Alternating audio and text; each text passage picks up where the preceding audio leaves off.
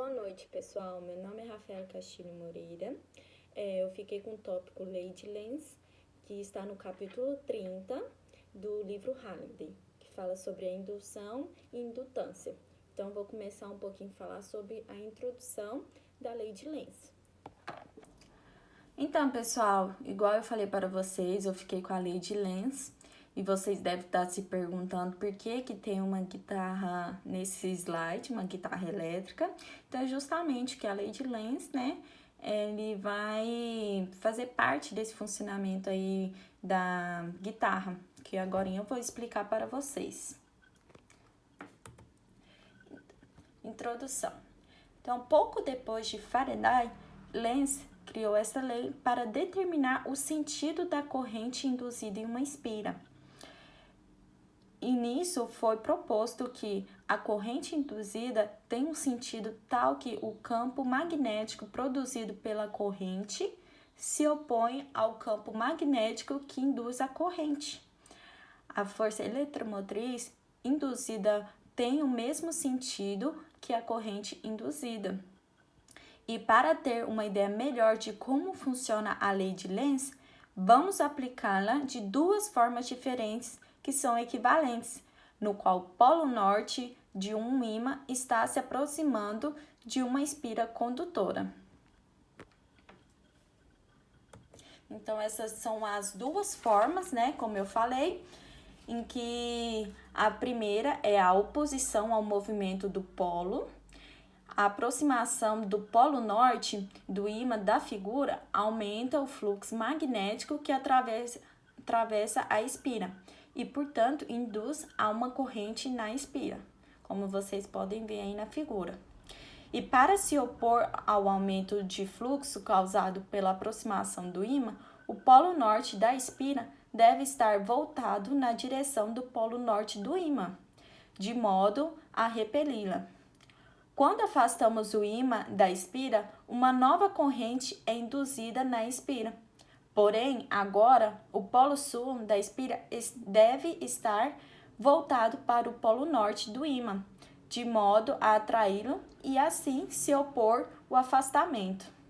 Com isso, a corrente induzida na espira tem um sentido horário quando vista do lado do ímã.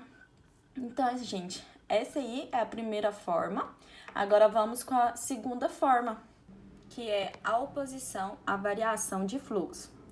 Na imagem, com o ímã inicialmente distante do fluxo magnético que atravessa a espira, é zero, ou seja, quando o polo norte do ímã se aproxima da espira com aumento magnético B, apontando para baixo, o fluxo através da espira aumenta.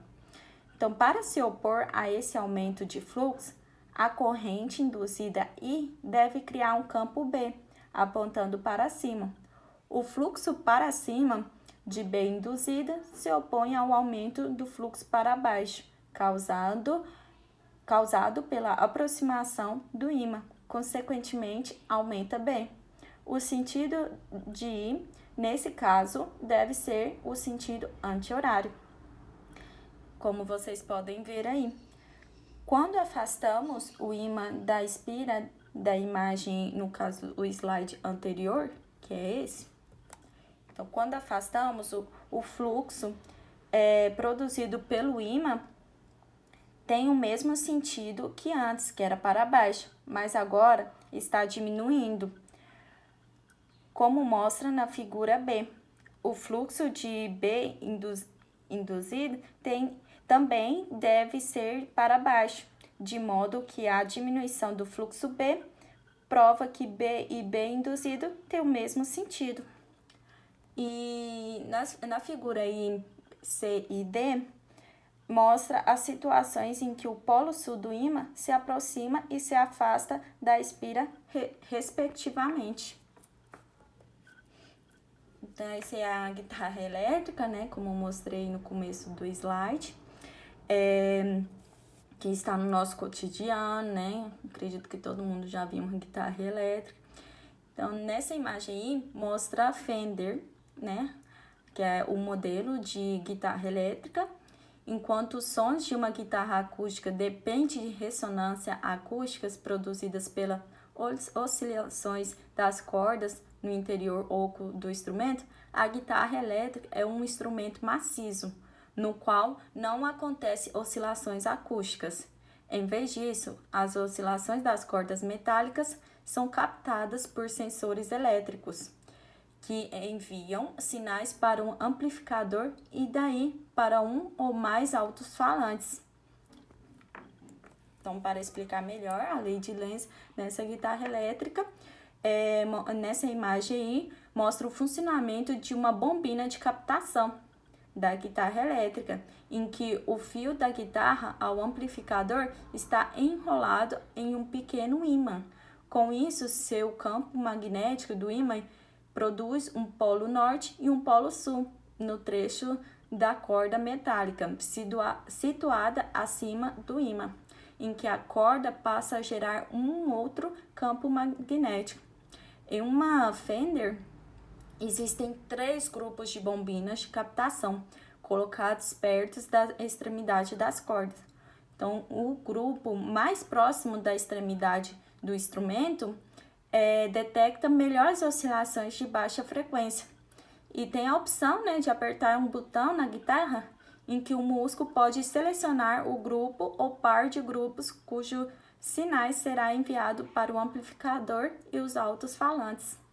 E para ter um maior controle sobre o instrumento, às vezes eles faziam que as bombinas de captação da sua guitarra mudasse, o número das espiras.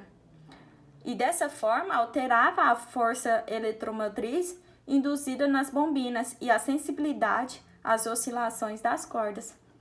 Então, gente, esse é o tópico que eu fiquei, lei de Lenz, espero que tenham gostado. Muito obrigada.